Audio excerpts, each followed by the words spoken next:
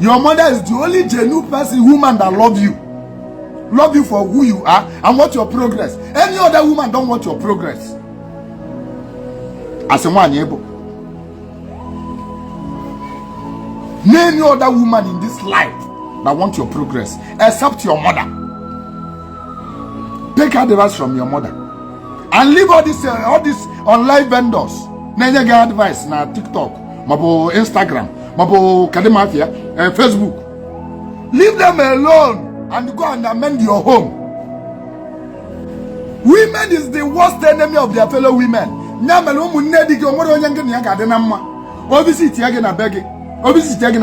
Problem. Oge dina na ngega azu no ngega sefele ngega osanya sa ogba wanine no ni na elu deti. Osalo gi toilet. Ogu wanine no omodi no deti ka ebo. O castigate ye gi ni room amia. Check ye ndedigi. Ndedigi bu your one of the enemy you were. Mo fera na dey comfortable. If you are uncomfortable in marriage, o si na iji ogu eji da nwa ya nwoke. Oba asiko bụ eziokwu. Oba asiko bụ eziokwu. Try as much as you can to avoid your fellow gender. Women, avoid your gender. Oh, avoid taking advice from your gender. Oh, they don't want your happiness. Yo,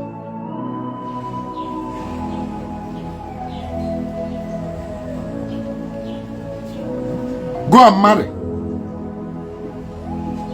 Stop listening to your sisters and ask, what do you know about marriage? Go and marry. Accept your husband and marry. Marry now. Marry now. Or join them go to adoration. Or join them climb mountain. Or join them go to native doctors. Go and marry. Accept the man that want to marry you. For the fact the man is physically fit and working, the man will sense on another device. Marry. Go and marry. Stop looking for something doing. Stop looking for something doing. Go and marry. Onye wele ego tata anu nwa wele kedo bia mechi.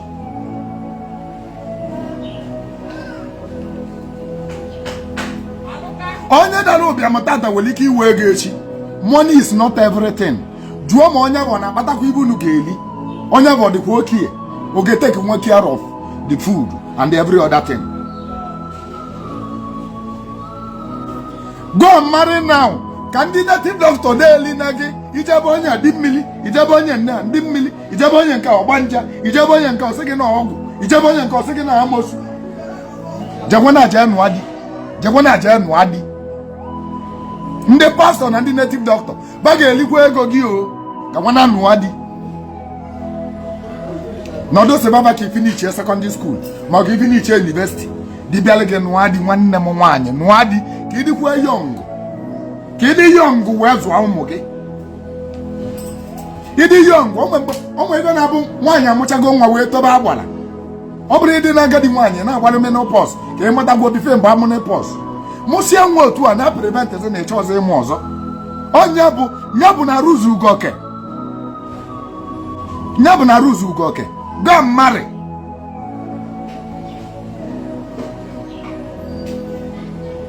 Ọsọza gị na WhatsApp group debe asodogwu.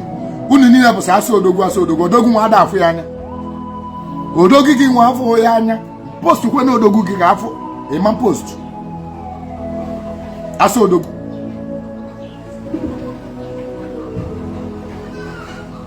Manu amaro the secret of men. Una amaro secret of men. Man kagade in next program. Program aka ga start. Oga ga continue. Achom ga nkwụsị na eba. Next week, nkwutopu even ndị ọzọ. I will tell you secret of men. Hello. Hello. Yeah, nne da alu ga gi ma. Sabali dudu baba. Ole ube dalu. Okay. Nwanne anyị nwaanyị onye ọgbọchi ego azụ. Nna kedozi arọ ne ga-ese na edeze. 27 years. Ọ sị na ọ dị 27 years ọ bụ onye ọgbọchi na Anambra State ọgwụ ya. ọ sị na ọ na-achọ esiri onye omenala ọkwa ya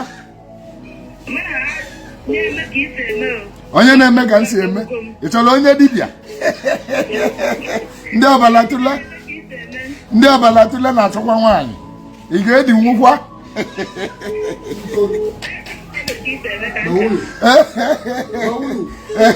ngwa kpọọ nọmba gị ọ sị na nọmba ya bụ 070 ụmụ nwoke ogwu aba na-ebe nne na ntụ na ntụ 070 62 94 99 86 kpọọ onye ọzọ kpọọ the number again 070 62 94 99 86 ndị TikTok a aka dị unu mma ihe nna kọpị nọmba mmadụ ọ sị na ọ chọrọ nwoke ị chọrọ ndị ọdịbịa iwu bụ na ọdịbịa ka onye omenala ọbụla ọ sị na ọ chọrọ onye dị siriọs na omenala ka mụ ikwu nwene ka mụ atụ umeọchị ị ga-abịakwa ka anyị nene biko achọrọ onye omenala dịsị ụfọdụ na-asị gị ụfọdụ si na ba anụgo nwaanyị ma ya bụ second wife ọ sị na ọ chọrọ second wife ọ sị na ọ chọrọ ịbụ first wife ọla ebube bụ afọ ya biko ndị ọzọ kọntaktị ya na ya daalụ hello ya nna daalụ gaa gị ime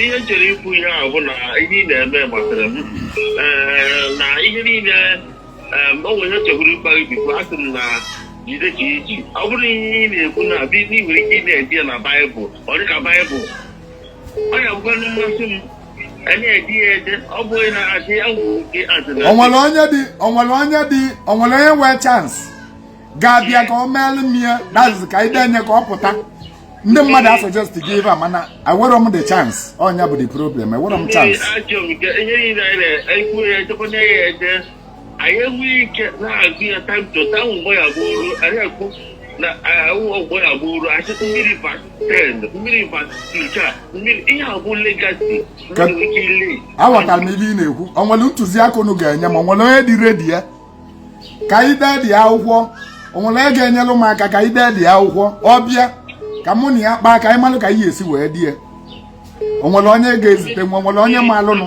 ana m ajụ everybody nọ ebe a ihe mere bụ ijidego my nọmba ka nke a kịta anyị ji na mma nọ na Naịjirịa obere mgbe mmanụ ka aka ebe aka achọrọ m ọ bụrụ na ọ nwere aka enyemaka nwere ike inye mma enye nkwụ achọghị ịkpọ okwu akwara ebe a mana ọ bụrụ na emechaa program ịkpọ m onye ọbụla m nwere m na-eweta ka m nwee sọpọtụ ọrụ ịkpọ ha sepụrụ nọmba ma ọ bụ nọmba nke a kịta bikọs ọ bụrụ nọmba ọzọ ịkpọ nọmba ọzọ mma nyekwa m ka nwa m wele nọmba kịta wele nọmba anụ iji wee kpọga kpọọ anya na WhatsApp ga-ring different ka PA bụzi ya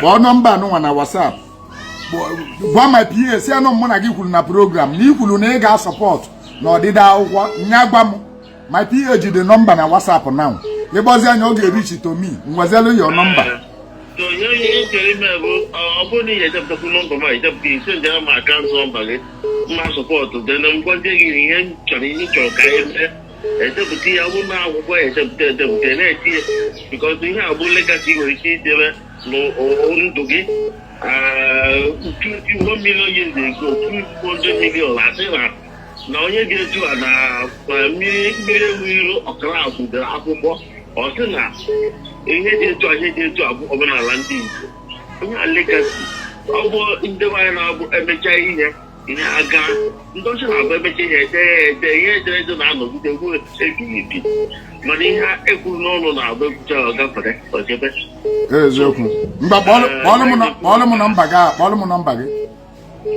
Mmiri ego nọmba n'isi na ịmara just pata ngwa mekpọ na WhatsApp kpọọ na WhatsApp ngwa daalụ maka nọmba na-akpọ ebe a dị nne mma amazi nke ọ bụ nọmba kpọgoro ebe a dị mgbe ọ dị mma onye maalụnụ na ọ ga-adọkụmentị nwe ya all my teachings na ọ ga-anọ nwe ya mụ na ya eme ya onye abụ bịa ka mụ na ya kwuo ka nye gị as contract. Hello. Hello, good afternoon, sir. Good afternoon, nne daalụ ka ị ime.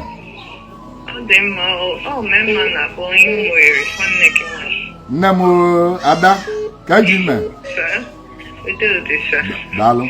Thank you so much. I enjoyed your teaching today, mana. Okay. Okay, like me now. Okay, part of the teaching here, I'm one of the people when I met my traditional marriage. I have follow my nani. Although currently, let me just come to my current state. I'm a single mom now. The marriage, one I have another thing. Okay. But the angle I'm going to is that I'm a single mom. And I have 2 children from the marriage. Okay. And the thing now is that during your training, you make a mention about a single mom cannot train a single mom. Yes, I'm a single mom. By the grace of God, keep my 2 children and SS3, and I have I look after them. No, you never that moral. Onwe moral nwoke ji azụ nwa melụ o ji bụrụ nwoke nwa bụ na tolu n'aka nne ya ifu nwa bụ egwu adị ya n'anya onwe some certain things ọma na-eme agba onye ụjọ mala ala anya ọmala anya ala ya onye nwa bụ ebe anyị na-ekwu. But unfortunately, Papa Van was not there for them because even the opportunity, I divorced officially and legally. But the thing is that the court even gave him access to be connect, all over holiday and all that. But for one day, he never turned up. And I can't force him. So, and in that case, even at times, someone can only actually Papa. So what I'm trying to say is that he never came up, took up that responsibility as, okay, I'm only going on his current fine. So, but the thing is that my children are the first children, Melia father today that he is. He's not taking his role or responsibility in the. One thing. Also, eventually you could next week. Oh, one thing no was about to move. Okay. Umwere ibe ga make nwoke mụcha nwa da na chieta na azụ for ụmụazị ya. Oke ga na chieta azụ when the time will come. Mana ka ngwa ga eziokwu. Ibe ga eme na nwoke nwa gbala ọsọ kwa aka Pontius Pilate na ebe ụmụazị ya nọ. Ya bụ your character towards him. Only your character towards him. Meluno ji we sapụ aka ebe ụmụazị ya nọ me na ọ dazi eluva nso. Mana at a time nwoke na abụ na eme advance na age. Ọ na-achọ ụmụazị ya. Even in the most long one year, or Chobaba or Coffon. Moga guy mentioned that she has a bomb Macano. Government to this date. You can mention Sinamo, Bagia, or mention that she has. This is man's world. This is how men live. They must surely come back. We tried all we could come or make up or be a figure in their life. But now, among my no, sorry, no, a figure. No, a figure. Again, no, a figure in their life does not mean anything. Come on, one thing in Guagebuna. Omolo age yoga bull worketa or choto mwaze. And the way we get make order than a chetan over almost somewhere. Kama nyabuzano to wana topi atopo mobudi female ya no chori bo aloge nyabuzi ale omodo onye nenelo nwe exam one thing e ga magante nnegante onwe di na nwunye nenele exam ka onye obula na mark no lo nwe pass iburo nke asubulu mmadu na subulu mmadu na Vietnam ko ebe ka osubu mmadu obosi ị na-ajụ ọka na-ekele mukwa no iwe no onye akpasuli iwe no maka gịnị o nenene onwe exam ọ ga pass onwe onye obula nenene onwe exam na pass iwota ga-ewe ga akpọ gị kpọ onye kịta onye obula kwụsị side story efu ya na onwe bisi meji ya ikazi ọgwa gị ikazi ọbụ na ịma ma ga-achọ ikwuti ya ikazi ọbụ nye nwa mejọ gị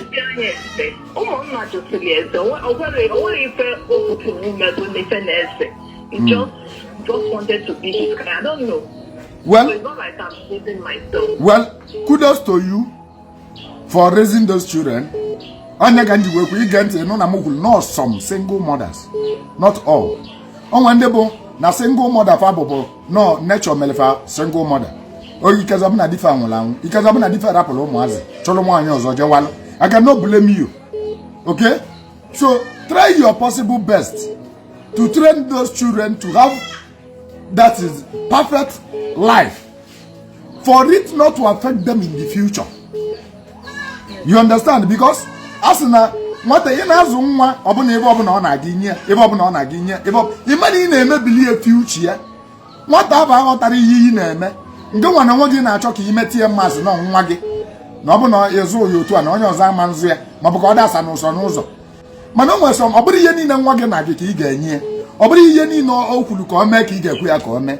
O nwere some wishes of hers or his ị ga-edi na ya wee gosi na ọ nọ na your guardian nọ nke nwa na-achị ya ịghọtago at a time o topụta awala aka atọ ọ bụrụ the best in the society. You understand? This is all I'm saying. So kudos to you. Nke nwa zugide ebe wee low this level, but I'm still telling you and I'm still putting it to you. No mazi ị ga-eli akaba mana ọ ga-elu to a time nwa nnaba ga-ekele emume na nwa ka ọ bụ na nke nwa dị na efe ya. So this is what I'm telling you. I think that's very clear. Even now, no one try to reach out to their father most times. So I didn't cover that opportunity. So they are all seen, they're all grown up to a reasonable extent. Now, once I think it's 16 years, I'm good from bad. You understand? Yeah, I understand. Like I'm describing them. On several occasions, several attempts. The worst, get the gang by yes, and actually kuzi next week. The worst thing in a moment wine. The worst thing in a moment wine. If I feel never you make your children to hate their father, no matter any character their father prostrates, because you made them to hate where they come from, and it will become a generation problem to them. Okay? You took a day no even never meg. It will never in a way baggage way hate here. You were never in a way and never no disharania where those things. Man, no change you go get. You know, he may never get hate their father for any reason. Because it will become a mark in their life that they will never forget. And it will make your female children to hate men because of that. Magemano from work or they basago de agba. More and women now we can more among the agua. They will get your father up the agua, your brothers up the agua. Mana, you your daughter. Who will make the account every man will have oversee. On your neighbor, this is why you know just give woman help, who husband help, this and that. All because of either their more than 18 of an email. So I will beg you this. Know how to coach them. Don't make them to hate their father. That is what I will tell you. Thank you, my dear. Thank you. God bless you. God bless you.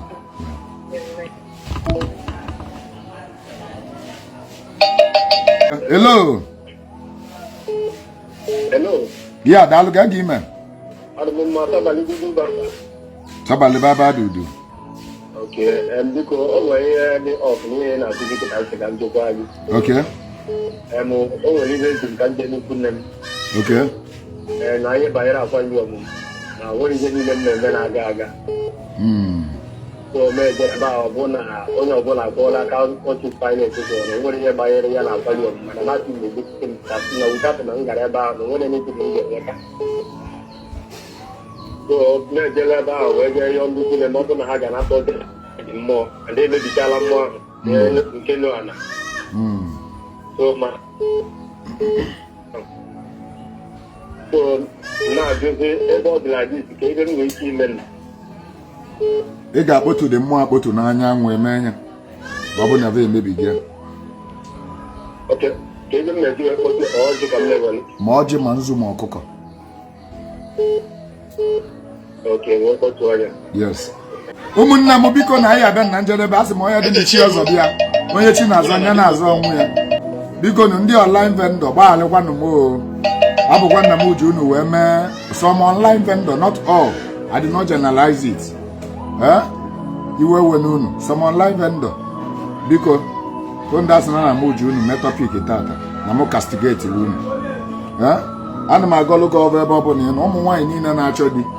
ma ndị na-akpọ n'asịsị ichetaba na ekpere ekwuru m sị na ọ ya adịla unu mma na unu ya n'ịdị nke aka unu ga n'ụdị unu na ya ga-eji anya na-akpa nkata ị ga-anụ ezigbo ị ga-anụ di were ego ị ga-anụ di mala obi gị ị ga-anụ di ka ọ dabụ na anụ atata echi ese ọ ya adịla unu mma ibe ọma ma elu na ibe na-asị m lotaba na ekpele ibe na-asị m gọọlụva ọvọ unu niile ka m na-agọlọva ebe ọbụla ị ibe ọma luo gị aka ibe niile bụ ebumnobi gị ọ ya bịa na mmezu ọ ya adịrị gị mma ọ ya secret prayer a ga-azụ ya aza ibe ọma ma elu na aba Chukwu na ọdịnala ụmụnne m ka emesịa na ka ọ dị na oge ọzọ